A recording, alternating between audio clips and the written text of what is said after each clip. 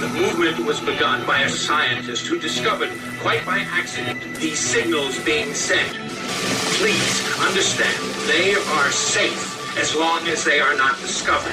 They want their weapon. Look out for Charlie. I want that son of a bitch dead. I want him dead. There is a lot that I want to talk about. In fact, there's so much that I want and need to talk about that it's been hard to pick a subject to make a video on. I've been on to something pretty big lately, and when I get there, I will release that information, but lots of little things to talk about. So if you don't have the attention span, skate out of here. Kick rocks. So let's get into it. I just received this question within the last couple of days, and I wanted to, or I just saw it within the last couple of days, and I want to go over that. And it says, I've been watching your videos and I really respect what you do. It gets into some of the missing 411 cases and bodies found in the water. And the person says, I can see how one can be tricked into thinking that the water is safe and ended up drowning. Actually, what you can do is you can use a child's voice on the water saying, help, help, right? And a lot of people are going to go in the water for that reason. Say, help, help.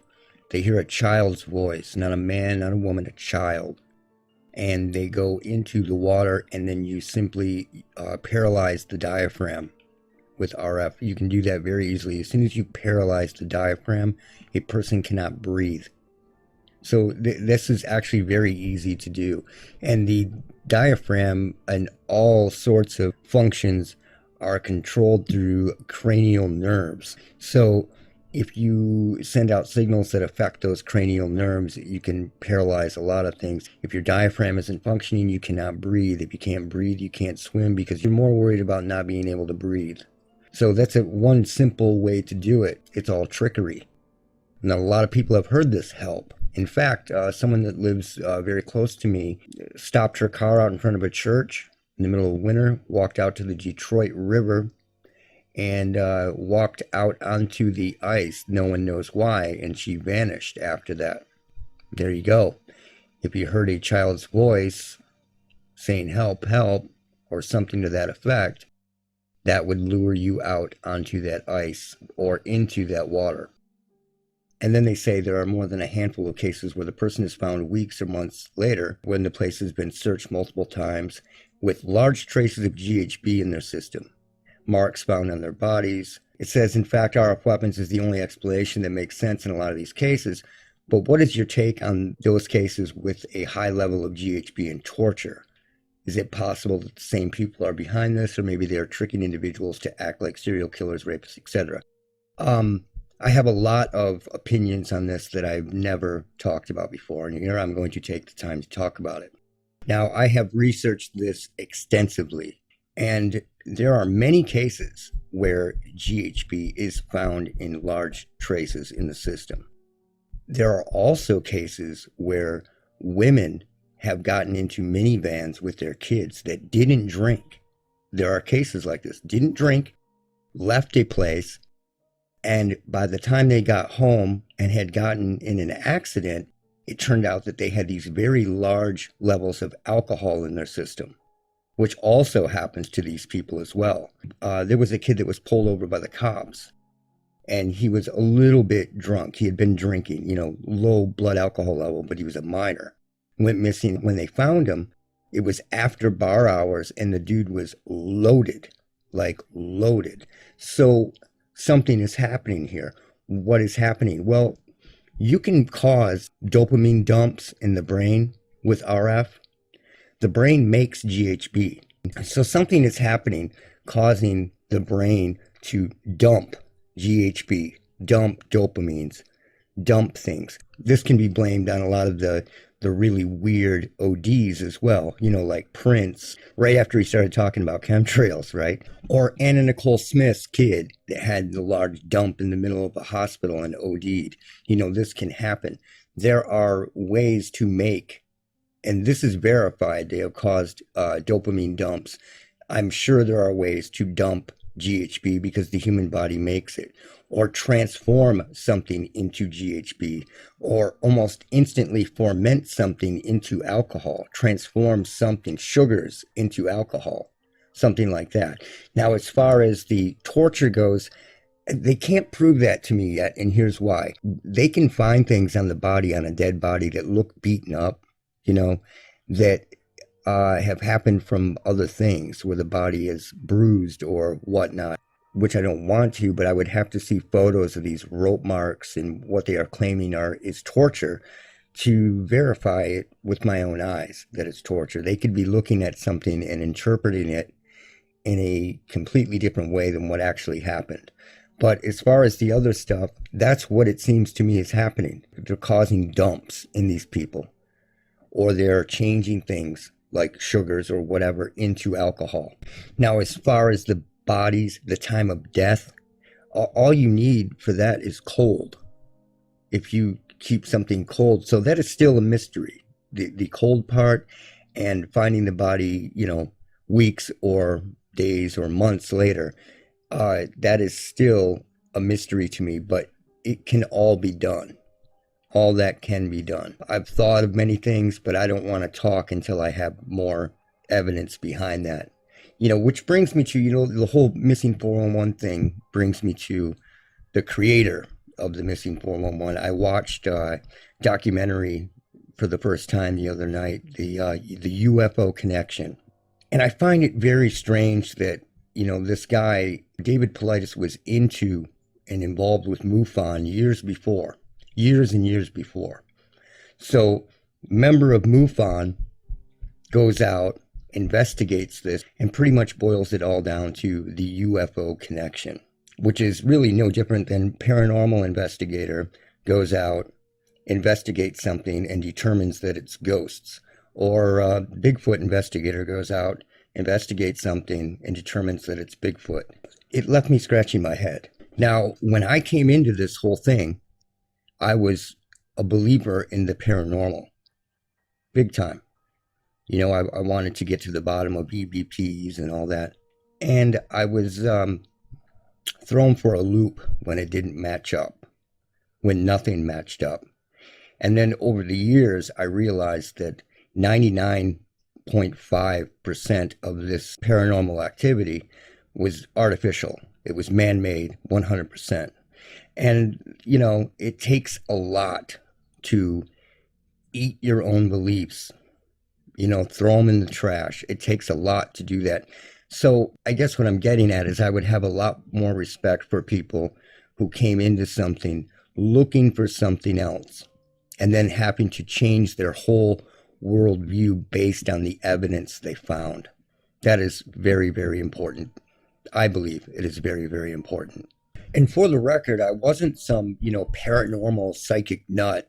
I was into the paranormal and interested in it because it was the only rational way that I could explain things that people that I knew and myself had experienced in our lives. It wasn't something that I wanted to believe in. It was just the most rational explanation because there wasn't anything else that would explain it. The whole thing really did, it broke my heart. Yeah, I'm not being dramatic. It really upset me to realize that all this stuff was man-made and being created. But it was. I could go on lying to myself, which would ultimately mean you're lying to other people, or I could accept the facts. And I had to accept the facts. And the facts are that it's man-made. David Paulides also went into a segment about the FBI and how he talked to this FBI agent in the documentary, and it lent everything credibility. How this FBI is being straight up, and now he's talking about UFOs, just like the government is now talking about UFOs. Have you ever heard of Paul Bennewitz? It's funny how these people never bring this up. And stop calling the federal government and people in the federal government credible. Stop calling them stand-up guys. Do you remember Ruby Ridge, Waco, Oklahoma? Fast and Furious, any of that? Come on, man. And then the guy goes on to say that it can't be government technology. And all you dicks out there didn't even know what the fuck nano was until after COVID. So what the hell? Which brings me to this. Recently, I watched a interview with John Kiriakou, who is a former CIA guy.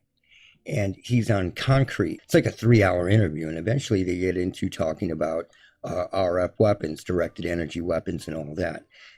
John Kiriakou begins to tell this story and repeats this. Now, you have to remember, once CIA, always CIA. Now, they always called this guy the human rights guy, allegedly, right?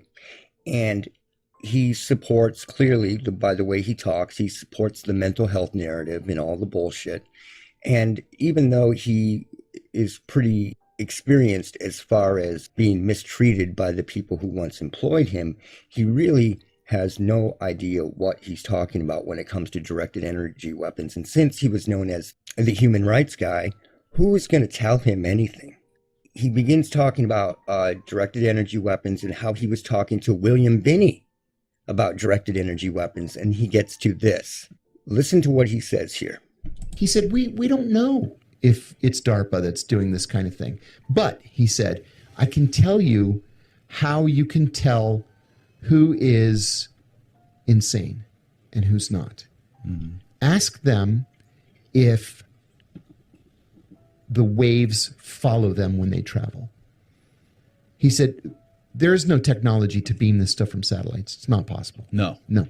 But he says, if it just happens when they're at a certain location, if it just happens when they're at home, or it just happens when they're at work, that's a problem. It's either a sensitivity or somebody's doing something to them. But if it happens like everywhere they go, or they went to their brother's house and it happened there, and then they checked into a hotel because they thought they were going crazy, it happened there. No, that's a mental illness. That is absolute and complete bullshit. Back in the day, and I'm talking about the 60s and possibly the early 70s, it was an operation. It had to be set up by people. But they are not beaming anything. And that is what causes people like this to repeat stuff like that, which discredits people that are experiencing this, and they have no idea how this works. They didn't want people to be able to get away from something. This used to happen in people's houses, in their apartments, or at their work. Yes, and they could get away from it. Eventually, they wanted that to change, and it has changed, and it's been like this for 30 years or longer. And you have somebody repeating something like this online to millions of people, which discredits things, and it's completely dangerous. Now, I'm going to tell you, John, this is how it works. And I've proven this. The signal can be found everywhere. This is the idea that John is repeating from somebody else, allegedly William Binney. So, you're walking by a cell tower or a satellite and it's beaming you. This is the visualization that people get. The beam is getting you and you're being beamed. You're being beamed in your house. That is not happening to anybody who has experienced this. Period. What is happening is you are walking within a field. You see the radio waves everywhere? And if somebody is sensitized to this, it is following their walking gait, their breathing pattern, their heartbeat, everything. And thus, they can hear it. And to make it very easy, I've made these graphics. Imagine a bunch of radios, right, without the antennas attached. So you've got, 150 to 1,000 radios in an area that don't have the antennas attached. But you've got this one radio with the antenna plugged in. What happens? It goes from a bunch of white noise to actually being able to pick up a signal and hearing what's going on. This is what is happening to people. They are not beaming anybody. And you can hear the signal in recordings from everywhere in any place. They are sensitized and they are walking within a field. There is no beaming anybody. So that is a way to set up and discredit people right away, is to bring up the beaming technology. That is not how it works. And for people to even repeat that is dangerous. He may have experience with the CIA, but they didn't tell him shit. He was an analyst. He brings up satellites in this as well, talking about RF weapons, and satellites are not being used. What if something goes wrong? This is online 24/7, like Facebook. It cannot go down. Like Zuckerberg said about Facebook, it cannot go down. So if there was a problem, how would you remedy that if it were on a satellite? You would have a big fucking problem. People need to think about that. Now, I've said a million times that this is related to the hum. They took the hearers of the hum down into caves, out onto water, 3/4 of a mile into the earth, into salt mines, etc. And if anything changed, the hum actually got louder for them. So let me explain this to you as simple as possible. If a person can hear a hum while in a cave, they can hear a voice. So John needs a lesson in ELF and RF and EF fields. Almost nothing stops ELF waves. And what about human intranet slash HBC, human body communication? What about that? I mean, these people have no idea about any of this technology and they haven't researched it. And when you start repeating things like that, it's just bad. There's little difference between 1993 and 2023. Any differences are the cogs in the machine that form the surveillance and AI grid that is now coming to light. So do you really believe that these crumbs of technology we see and touch are the advancements we've made? Hell no. The real advancements have been developed for the last 60 years, and most people have no idea what that entails. So, everything that MK Ultra did regarding psychic driving and depatterning was done in order to verify those techniques before all of this went wireless. And people could be driven for 6 to 10 hours a night while they're asleep alone, not even talking about when people are awake, while they're asleep. Now, a quote from the Secrets of Mind Control states, in the second half of the 20th century, mind control projects resulted in extensive political abuse of psychiatry.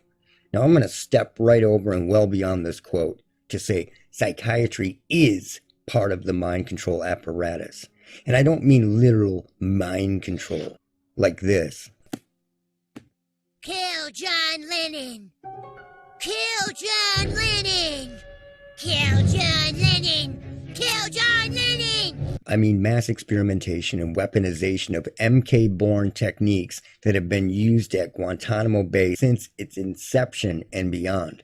Channeled through RF, ELF, EMF, and EF weapons with the help of psychiatry and the DSM, hiding symptoms of mind ops within each new voted-in mental illness in the books, using drugs that were intended for mind ops while claiming that they help for various conditions, helping cover up all the insane and impossible things that we have seen right up to present day, which entails the absolute subversion of our reality. Now, if you listen to John Kiriakou and apparently what Benny said and all these people, it's mind-blowing because there are so many cases that evade typical voodoo-style diagnosis of the psychiatric industry. And before I name a few, let me state this. People ask for proof regarding anything their mind can't handle. But if they were just as demanding of everything that they are spoon-fed on a daily basis, they would realize that there is zero, and I mean zero, proof of this mental illness crap. No blood tests, no x-rays, no CAT scans, nothing. This is an industry completely based on faith. And you'd be surprised at just how much of our current reality is completely based on votes or theory. So let's talk about a few of these cases that are ridiculously obvious that there's more to the story. And yes, these voices did follow these people around and weren't just in their homes. You know, many people out there make attempts to explain away people who have been sensitized to weaponized RF and ELF frequencies, usually citing medical issues coupled with psychological issues and or drugs, blah, blah, blah, blah, blah. But many ideas about mental illness are just downright laughable. Over time, garbled voices in the back of someone's head evolved into characters that talk back and forth with the alleged afflicted victim as if they have a parasitic twin inside of them, yammering on and on. You know, coincidentally, always consisting of one of about a dozen possible scripts.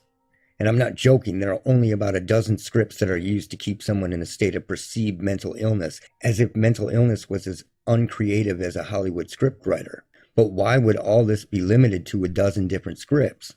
Because they are tried, polished, and proven to work. There's no such thing as a natural schizophrenic who has conversations back and forth with his or her hallucination-addled mind. There is, however, more evidence to prove RF and ELF weapons have created all of this than there is evidence to prove natural and mental illness. And those are straight facts. You know, once in a while I get someone who says, yeah, but I knew a schizophrenic and they really did hear things and blah, blah, blah, blah, blah. That doesn't mean or prove anything except for the fact that you aren't really listening to what I am telling you.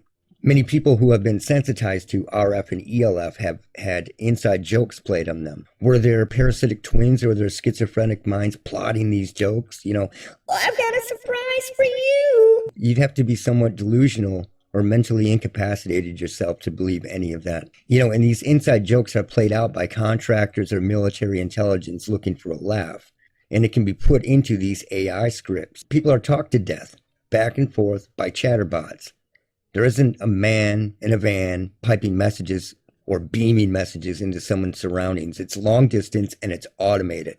Now, have people broke into these conversations and said things to people? Yes, and I'm sure of it. By talking to people, I am positive of that. But 99% of it is automated. And I only need to give you a few examples because I could literally go on and on for hours about this subject alone. So there was a guy in Canada who was under RF/ELF hearing, and these voices convinced that Canadian guy that the government hadn't finished the census, right? They then told him that he had to get out there, out in public, and finish it for them, which he did. Mental illness does not work like that, clowns. He was probably being told that they would quit talking to him all the time if he did this. And that's usually the bribe. But, they don't quit.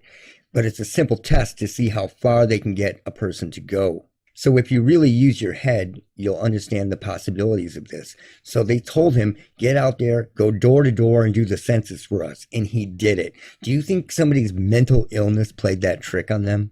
These people are not thinking. Now, let's talk about Greg Giles. Greg Giles was an aspiring psychic who wanted to speak with aliens. He wanted to be special, I guess, right? Well, it happened. So Greg Giles started getting channeled messages, and they convinced the aspiring psychic that they were space aliens. And he began revealing his perceived psychic and channeled messages online. And like many people out there, Giles was told that these alleged aliens were from the Ashtar Command, which is a very old but tried and true alien script for those naive and wishful minds out there. So years down the road, the aliens spilled the beans who they really were to Giles, which turned his experience from a very blissful one into a total nightmare, relentlessly hounding him 24/7. He eventually figured it out, and he wrote a farewell message, not self-canceling note, but just I'm not believing this and I'm not standing behind this anymore.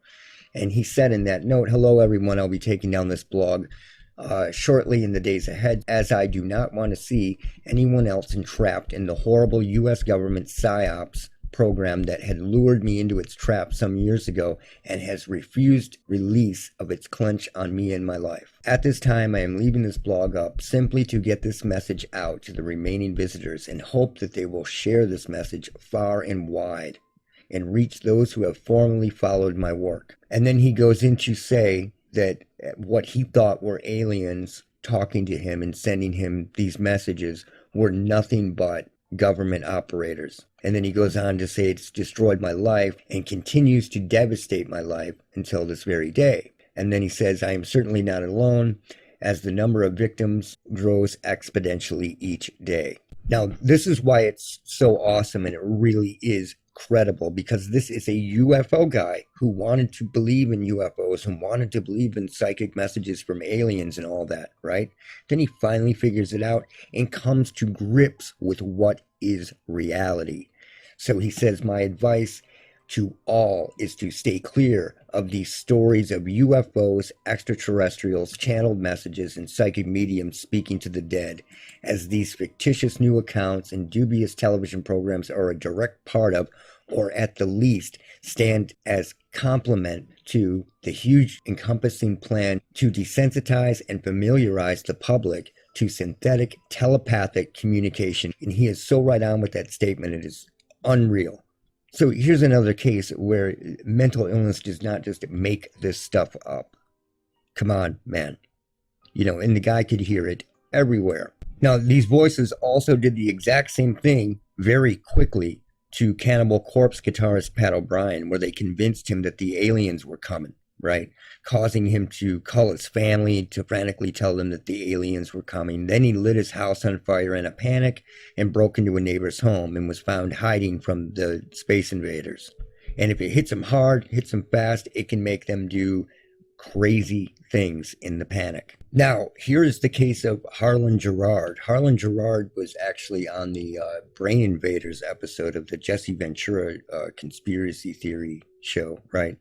And Gerard happens to have the marks on his cheeks, just like I've talked about, the unnatural dark circles under his eyes, and just about every other symptom. Harlan Gerard was a very successful real estate investor when he was suddenly attacked by these voices in his late 40s. At the time, he was dating a psychologist that knew something wasn't right about his case, because at the time, people knew that men didn't start suddenly hearing voices in their late 40s. Although they have now bent and blurred psychiatry to fit these created conditions and conditions in older people, it will never explain the inside joke that was played on Gerard at all. The voices suddenly suggested how he could figure out what was happening to him. And this is exactly what they said. They told him, go to the electrical engineering department of your local college. Tell them you're writing science fiction and you don't want to write anything inconsistent with physical reality. Then tell them exactly what has happened. They also used to tell him really mean jokes about obese women.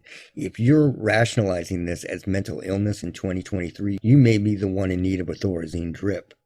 Because to believe that somebody's mental illness actually made this up to them is madness. They literally said, go to your electrical engineering department and tell them what's happening to you. And you don't want to write anything inconsistent with physical reality. Then tell them exactly what is happening. So there are a lot of inside jokes that are played on these people, especially in the past. They literally drove Terry Davis insane with this shit. But the inside joke was to get him to reverse engineer a lot of shit that people can't see the use for because they're into normal computing. You know, Terry Davis studied computers and electrical engineering, and he worked for Ticketmaster. He was probably close to 30 when he started having quote-unquote manic episodes, and he ended up driving his car south because he couldn't get away from this stuff. So he rationally believed that his car was rigged with something and tore the car apart looking for a device or something because he was sane, not because he was insane. After being declared bipolar, suddenly Davis was in direct communication with God. And God commanded him to build a temple in the form of an operating system. So let's take a look at God's operating system requirements. Now, Terry called God Mr. God, right? So was he talking to God or Mr. God? And here are the interesting requests from God for his operating system. It had to have 640 by 480 resolution. No GPU acceleration, as graphics operation should be transparent, not hidden in a GPU. Interesting, right? 64-bit and multi-core threading. Now here's where it gets very interesting. Single voice 8-bit MIDI-like sample for sound. So God was describing what they were using as God's voice. Single address mapping, as paging is not used. No networking, so malware is not an issue. No encryption or passwords. Files are compressed, not encrypted, and 100% open source with all source files included. They were getting him to build something. It's very interesting. So there is a big inside joke being played on him here. And his mental illness did not do this. This is madness to believe it. Having a guy do the census, you know, as a joke, telling a guy that he could figure out what happened if he went to his local electrical engineering department at a college and explained what happened. Having a guy build a operating system for God as a temple. I mean, come on, man, think about this. Use your fucking head. And then once they got Terry Davis on the medication, the quote-unquote schizophrenic medication, that's when all his problems really started and when it started to go bad. You know, because he believed this stuff. What is amazing is that Terry Davis actually was onto something when he believed that something was in his car. He didn't realize that it didn't have to be local. So he got fooled in a major, major way. Terry Davis was not schizophrenic. He was driven schizophrenic, and then he was damaged by the medication that he was on. And then in 2018, he allegedly steps in front of a train and dies. It's always contradictory, and he became Christian and was no longer an atheist, no Christian is going to commit suicide, not even an allegedly schizophrenic one. It's just ridiculous. The entire idea is ridiculous. There are only so many scripts. God, angels, dead loved ones, demons, ghosts, aliens, and the dimensional shift ascension trick. Government agents and FBI, Russian agents and evil neighbors, local police, or celebrities with advanced technology. And if you can't see how any one of these can lead to Manchurianism, I don't know what to tell you. All you have to do is convince the hearer that your intended target is the one doing the torture, if you're playing the CIA, FBI, Russian agent game with them, hoping the hearer seeks out revenge. Or convince the hearer that the intended target is evil for some reason, as God. Exactly the same way that Aaron Alexis headed for the local Navy Yard a few months after his vibrations, pain, and voices from the wall started. Exactly like Mark David Chapman took out John Lennon after being exposed to long periods of voices from the wall speaking to him. But in modern times, it's all about creating the motiveless lunatic with a gun. You know, if you honestly believe that all this jive was created by the brain, you need to get your head out of the mental health indoctrination and grow the hell up. This planet is filling up with eternal children incapable of rational thought. You know, so how is this happening? Are they beaming their brains? Absolutely not. We are in a field. Everyone is walking in a field, and anyone can be sensitized to this. What they don't tell you is that 90% of these people have artificial tinnitus for a period of time before this morphs into voices, and they leave that out. They always leave that shit out when they're talking to you about this stuff. And moving on, once in a while I watch some of these channels out there, you know, just quietly. I don't comment. I don't do a whole lot of commenting. I just watch channels and check out what people are saying and what they're doing. And someone actually brought me up, and one of these people said, oh, he focuses way too much on the voices and harp and blah, blah, blah, blah. And it's like, dude, pains, vibrations, shocks, cramps, palpitations, that sucks for people. I get it. But they don't cause people to go berserkers. Artificial voices do, because it lets them know that it's all intentional. And for the record, this is not a TI channel. This is a technology channel. So you can't get it. You can't hear the message because you've got a vacuum between your ears.